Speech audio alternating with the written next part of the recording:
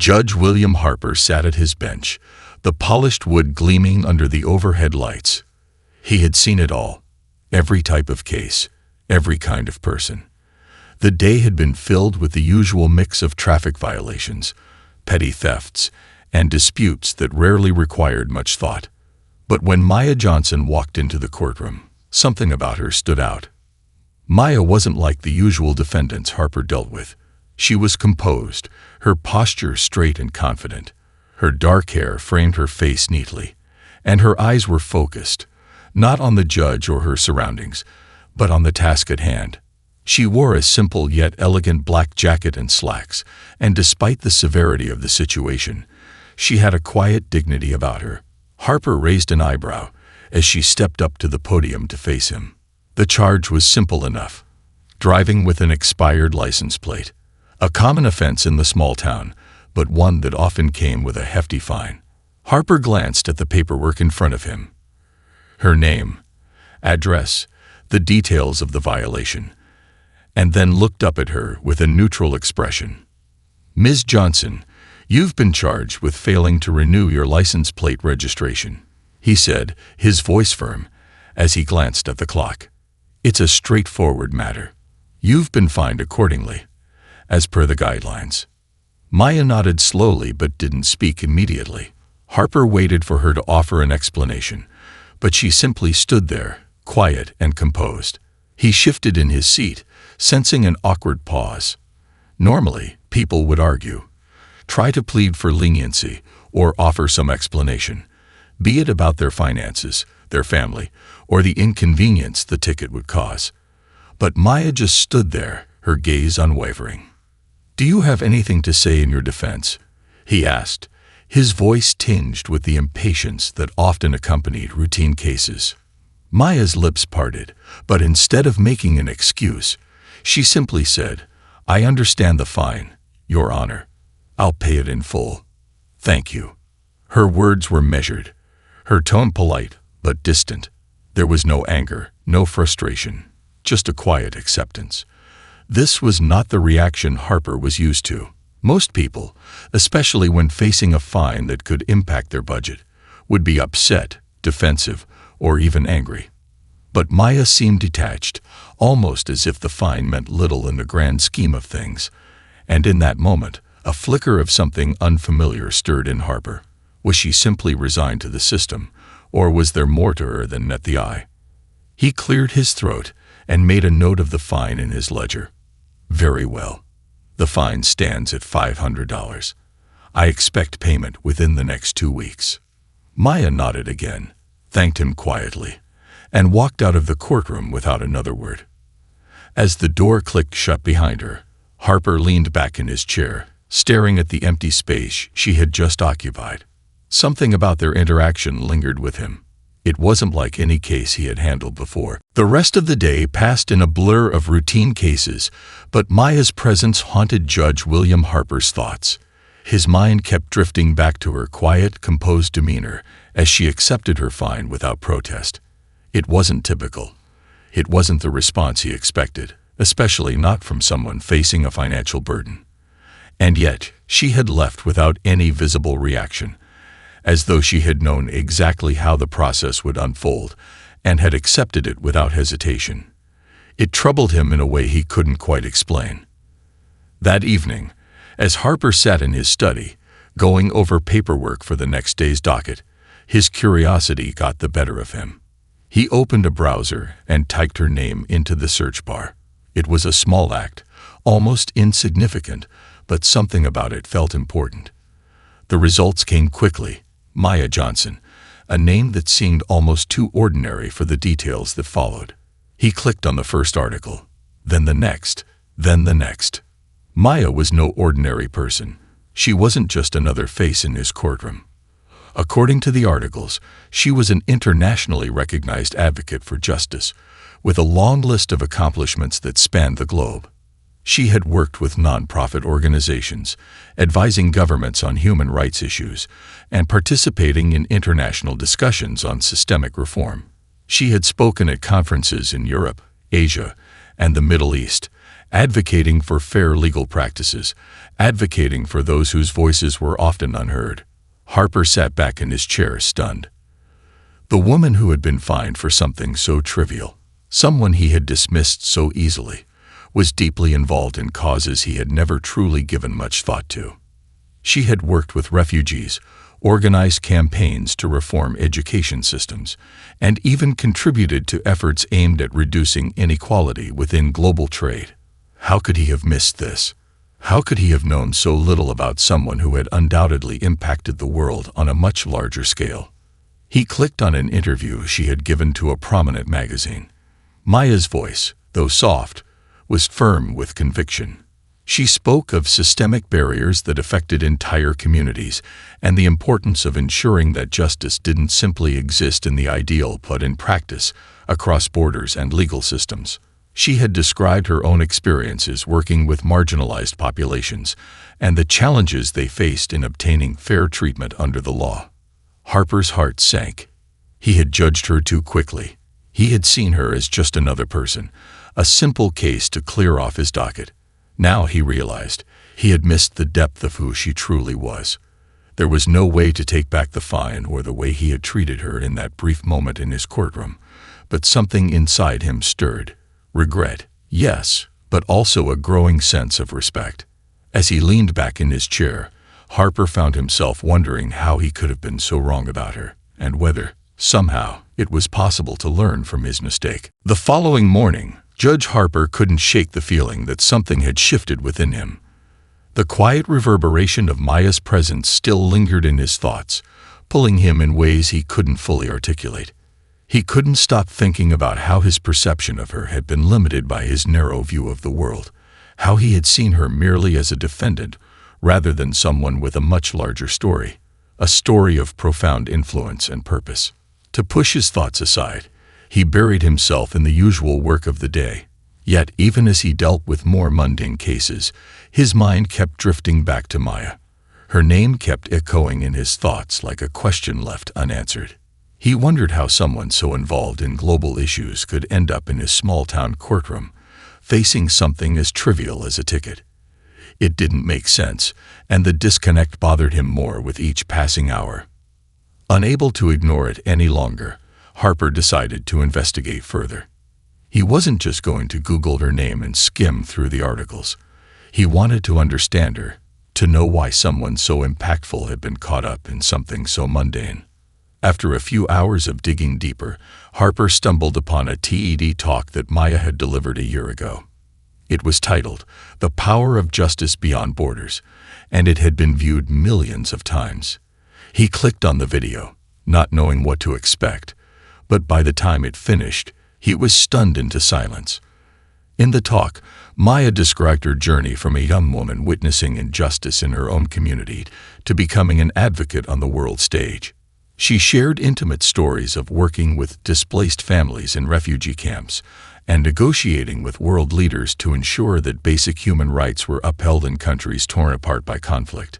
The talk wasn't filled with technical jargon or abstract theory.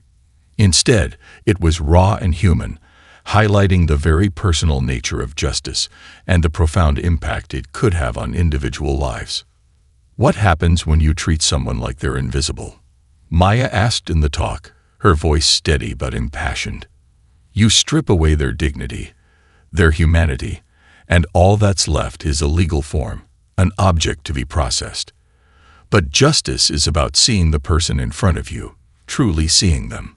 Harper's breath caught in his chest. He felt the weight of her words settle on him, a stark contrast to how he had treated her in the courtroom. He had seen Maya that day as a mere case to be handled quickly, without a second thought, without any real acknowledgement of who she was or what she represented. But the woman in the TED talk, the one who spoke so fervently about justice, was not just a voice for the voiceless. She was a force that had shaped policy and inspired change across continents. How could he have missed that? It was a sobering realization. Maya wasn't just a global figure. She was someone who had spent years fighting for the very things Harper himself had taken for granted. And now, in his small courtroom, he had treated her as just another number. As he closed his laptop, Harper knew that he couldn't just forget about it. He had to make it right somehow. A few weeks passed, but the lingering feeling of guilt remained with Judge Harper. He had begun to look at his work differently, trying to question his judgments and assumptions, particularly when it came to the cases he handled. But despite his efforts to learn more about the world beyond his courtroom, nothing prepared him for what happened next. One morning, Harper walked into the courthouse to find a large stack of event flyers on his desk. The flyers were brightly colored and marked with bold letters. Justice in Practice, a community forum on fair legal systems. His eyes narrowed. The event was set for the following week, and a list of guest speakers included none other than Maya Johnson. At first, Harper thought it must be a mistake. Maya Johnson, the same woman he had fined, was now speaking in his town, sharing her knowledge about justice and legal systems. How had he missed this? Why hadn't he known about it sooner? His curiosity got the better of him, and he attended the forum. It was held at a local community center, not far from the courthouse. When he arrived, the room was filled with people, lawyers, community leaders, and citizens from all walks of life. Harper found a seat near the back, still unsure of what he hoped to gain from being there. The forum began with a brief introduction, but it wasn't long before Maya took the stage. She moved with grace, her presence commanding yet humble, as though she wasn't just there to speak, but to engage and listen. The audience greeted her with applause, and for the first time, Harper began to see her not as the defendant in his courtroom, but as the influential figure everyone else saw. Maya spoke about the importance of building trust between legal institutions and the public, especially in communities where people felt disenfranchised. She discussed the need for empathy in legal practices and the power of education in creating a system that could truly reflect the values of fairness and equality. Her words resonated deeply with the audience, and Harper couldn't help but be moved. Later, during a Q&A session, Maya's eyes scanned the room. When she saw him sitting at the back, something flickered in her gaze. She paused for a moment before addressing the next question, but her attention seemed to remain on him. Harper shifted in his seat, suddenly aware of her focus. Was she going to call him out? Was she going to confront him in front of everyone? Instead, Maya continued her presentation, but Harper couldn't shake the feeling that she was aware of his presence. A quiet discomfort settled over him. The exchange of glances, brief as it was, made him feel small, as though Maya's unspoken understanding of him, of his judgment, cut deeper than any public confrontation could. After the session, the crowd began to disperse, but Maya remained, chatting with attendees and signing copies of her book. Harper hesitated, then approached her. "Maya," he said, his voice uncharacteristically hesitant. I wanted to thank you for your talk. It was powerful." She looked at him, a slight smile forming at the corners of her lips. "Thank you, Your Honor. I'm glad you could attend." For a brief moment, the air between them felt thick with unsaid words. Harper, unsure of how to continue, simply nodded. "I never expected to see you here," he said, his voice softer than he intended. I owe you an apology for the way I treated you in court." Maya's expression softened. She didn't rush to respond, but her silence was full of understanding. It was as though she had already anticipated this moment. "Justice doesn't always come quickly or easily," she said quietly, "but the first step is recognizing when it's needed." Harper felt the weight of her words, and for the first time, he realized that perhaps this was his opportunity to truly begin understanding what justice meant, not just as a concept, but as something that could change both lives, including his own. The following days felt different to Judge Harper. It wasn't just the residual discomfort from the forum, nor the lingering embarrassment over how he had treated Maya in the courtroom. Something deeper had shifted inside him. As he sat at his desk, reviewing case files, his mind kept circling back to the questions that had emerged since he met Maya. Had he been too rigid in his judgments? Was his understanding of fairness truly comprehensive, or had he, over the years, become blind to certain truths? He found himself replaying the moment at the forum, when Maya had spoken about empathy and the importance of seeing the individual in each case, beyond just the legal facts. Her words had haunted him in a way he didn't fully understand. Was he guilty of seeing people as mere numbers on a docket, their stories lost beneath the paperwork? Was he too quick to dismiss those who didn't fit the typical mold of what he considered law-abiding? That evening, Harper decided to take a different approach. Instead of continuing his usual routine, he sat down at his desk, opened his laptop, and searched for literature on legal biases, systemic flaws, and how judges could better integrate empathy into their decision-making. He read articles, watched documentaries, and even listened to podcasts hosted by legal reform advocates. The more he learned, the more he realized how much he had missed. For years, he had prided himself on being a by-the-book judge, believing that adhering strictly to the law was the only path to fairness. But now he was beginning to understand that fairness wasn't simply about following the rules. It was about seeing the bigger picture. It was about recognizing the factors that influenced a person's behavior, understanding their struggles, and considering those elements in his decisions. As the days passed, Harper started questioning his own biases, his assumptions about people based on their appearance, their financial status, or even their demeanor in court. Had he treated defendants like Maya with the same level of respect he would give to someone with more power or influence? Was his role as a judge limited by his own preconceived notions of justice? The more he thought about it, the more he realized how easy it was to slip into the mindset of them versus us, seeing those who appeared in his courtroom as problems to be solved rather than individuals with complex lives. He had always been concerned with upholding the law, but now he wondered if he had been overlooking the deeper issues at play. At the same time, Harper began to feel an increasing sense of urgency. He didn't want to remain the same person he had been. He didn't want to be the judge who handed down decisions without truly understanding the lies behind the cases. He wanted to be better, to approach each case with more than just legal expertise, but with a deeper sense of humanity. One afternoon, he sat down and drafted a letter to Maya. It was a letter of apology, of course, but it was also a letter expressing his desire to understand more about her work, her values, and how he could contribute to creating more meaningful change within his own legal sphere. It was an invitation, an offer to learn from her, and perhaps, in time, to work together. Harper wasn't sure what would come of the letter, but as he signed it and sealed it, he knew one thing for certain. He couldn't go back to the way things were. Judge Harper sat at his desk, the letter he had written to Maya sitting unopened on the corner. He had composed it carefully, his words heartfelt but measured.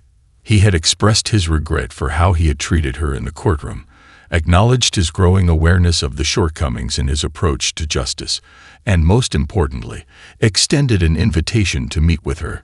He wanted to learn from her, to better understand the principles that had driven her work as an advocate for justice. After weeks of uncertainty, he finally sent the letter. He told himself it was simply a step, nothing more. If she replied, fine. If not, at least he had made the effort. But the waiting, the silence, felt louder than he expected. Each day he checked his inbox with a small spark of hope, only to be met with the same empty screen. It wasn't until a week later, late one evening, when his phone buzzed unexpectedly with an email notification. His heart skipped a beat as he opened it, half expecting a polite refusal, or perhaps no response at all. The email was from Maya. Her words were gracious but direct. Dear Judge Harper, the email began. Thank you for your kind letter. I appreciate your sincerity and your willingness to reflect on your approach to justice. It's rare to find someone in your position who is willing to question their own actions, and I respect that deeply. Maya went on to explain how she had spent much of her life working to build systems that prioritize humanity over bureaucracy. She noted that while she understood his position as a judge, she believed there were ways to integrate compassion and fairness in legal processes without compromising the law itself. I'd be glad to meet with you, she wrote. I believe there is much we can discuss and learn from each other. Harper read the email several times, absorbing the weight of her words. He had expected her to be cautious, even skeptical, but her response was nothing like what he anticipated. Maya wasn't angry or defensive. She was open, even eager to engage. It was a humbling response, one that made him feel both small and incredibly grateful. The next week, they arranged to meet at a local cafe, a neutral space away from the courtroom and its sterile formalities. When Harper arrived, Maya was already there, seated at a table by the window. She looked as composed as ever, but there was a warmth to her that Harper hadn't fully expected. She rose as he approached, extending her hand with a smile. "Thank you for taking the time to meet with me, Judge Harper," she said, her voice steady but kind. Harper shook her hand, unsure of what to say at first. "Please, call me William," he replied, feeling a bit out of place but eager to start the conversation. They exchanged pleasantries, and after a few moments, Harper found himself speaking openly. He told Maya how he had spent the past few weeks reflecting on the way he had treated her and the lessons he had learned. He admitted that his rigid adherence to the law had blinded him to the human element behind every case. Maya listened attentively, her eyes focused on him with a kind of understanding that made him feel heard in a way he hadn't before. When he finished speaking, she offered her own thoughts. "I think the key," she began slowly, "is not about changing the law, but changing the way we engage with it. We have the power to shape it with our empathy, our awareness, and our ability to see beyond the surface." Her words settled in his mind like a seed, and for the first time, Harper understood the depth of what he had missed all these years. He was not just a judge who administered law. He had the potential to be a force of change within the very system he had once believed was beyond reform. Their conversation continued for hours, touching on everything from the need for systemic reform to the importance of listening to voices that had long been ignored. As Harper left the cafe that day, he couldn't shake the sense of possibility that Maya had opened up for him. He was beginning to understand that true justice wasn't just about upholding the law. It was about ensuring that everyone had a fair chance to be seen and heard. The weeks following that first meeting with Maya were transformative for Judge Harper. Their conversations didn't stop after the cafe encounter. Maya invited him to several workshops she was hosting on legal reforms, community engagement, and social justice. At first, Harper attended as an observer, quietly absorbing the depth of discussions and the perspectives of those whose experiences were so different from his own. He was introduced to activists, educators, social workers, and even former prisoners who had once felt the harsh weight of the system they believed didn't care for them. Each workshop was eye-opening, and with each session, Harper began to see the world through a new lens. He learned about restorative justice practices, which focused not on punishment, but on healing and reconciliation. He heard stories of individuals who had been given a second chance and who, through programs that offered support and guidance rather than jail time, had reintegrated into society as productive and caring citizens. Maya's impact on him was profound, but it wasn't just her ideas that shifted his thinking. It was the way she interacted with everyone, how she listened without judgment, how she spoke with such genuine empathy, and how she made every person in the room feel valued. She didn't just talk about fairness and justice, she lived it. She had an uncanny ability to make people feel seen and heard, even in spaces where they had long felt invisible. One evening, as they sat together at another workshop, Harper felt compelled to speak up. The group had been discussing ways to reduce incarceration rates for nonviolent offenders, and the conversation had become passionate. People were sharing stories of loved ones who had been caught in a cycle of legal and financial struggles. Harper, who had always been taught to focus on the law above all else, felt his old beliefs clash with the new perspectives he was encountering. "I've always believed that the law should be strict," Harper began, his voice hesitant but steady. That fairness meant applying it equally, regardless of who the person was or where they came from. But now, I'm beginning to question whether I've missed something essential. Where does empathy fit into this? How do we balance justice with understanding? Maya looked at him with a small smile, a look of approval in her eyes. "It's not easy," she said thoughtfully. Justice is often seen as a black and white concept, but in reality, it's more complex. It's about understanding the nuances, the reasons behind people's actions, and not just punishing them for their mistakes. Her words resonated deeply with Harper. As much as he had prided himself on being impartial, he now saw how much room there was for compassion. He could no longer ignore the complexities of the people who came before him in the courtroom. They were more than just defendants. They were human beings with stories, struggles, and circumstances that deserved to be considered. Over time, Harper began to make subtle changes in how he approached his work. He started asking more questions, engaging in deeper conversations with defendants, and considering the broader context of each case. He even took the initiative to work alongside Maya on a few community initiatives, organizing legal literacy workshops, providing resources to those affected by the system, and advocating for policy changes that would make the law more equitable. Despite their differing roles, Judge Harper with his deep ties to the judicial system, and Maya with her work on the front lines of advocacy, Harper realized that their partnership was making a real difference. Together, they were bridging the gap between the legal system and the people it was meant to serve, proving that it was possible to be both fair and compassionate in the pursuit of justice. But their work was far from finished. There was much more to be done, and with each passing day, Harper felt a growing sense of purpose. It wasn't just about changing his perspective. It was about changing the system, one case, one conversation at a time. And with Maya by his side, he was finally beginning to believe it was possible. Months passed since Judge Harper had begun his journey toward understanding justice beyond the confines of law and procedure. The transformation wasn't immediate, but it was undeniable. His conversations with Maya became more frequent, and their collaborative efforts to reform the legal system in their community began to yield tangible results. What had once seemed like an abstract concept, bringing empathy into the courtroom, was now becoming a guiding principle in his daily life. One particular case stood out to Harper as a turning point. It involved a young woman named Jasmine, a single mother who had been arrested for shoplifting. The offense was minor, and while the law was clear, it became evident during her trial that Jasmine's actions had been driven by desperation rather than malicious intent. She had been struggling to feed her children after losing her job, and the stolen goods, small items like diapers and bread, were essential to her family's survival. In previous years, Harper would have followed the letter of the law without hesitation, likely imposing a fine or some form of punishment. But as he looked at Jasmine, he saw something more than a criminal. He saw a mother doing everything she could to provide for her children, caught in a system that wasn't built to support her.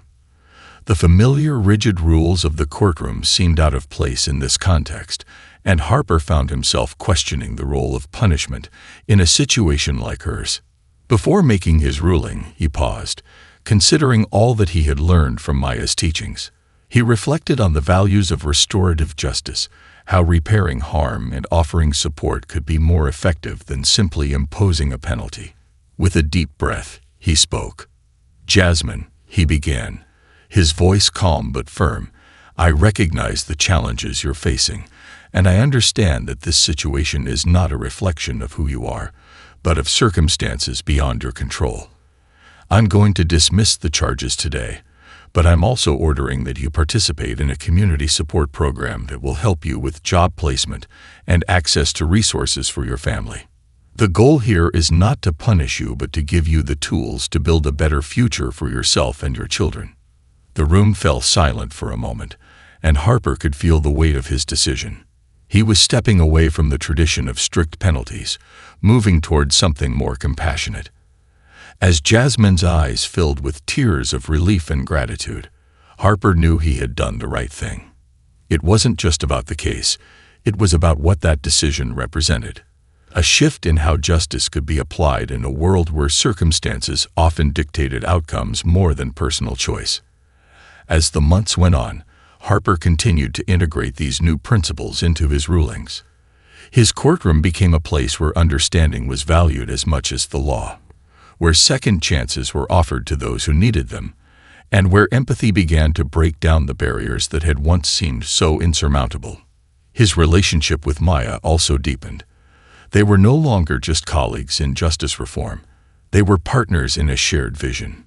Together, they spoke at conferences, wrote articles, and continued to work on programs that provided legal aid and support to underserved communities.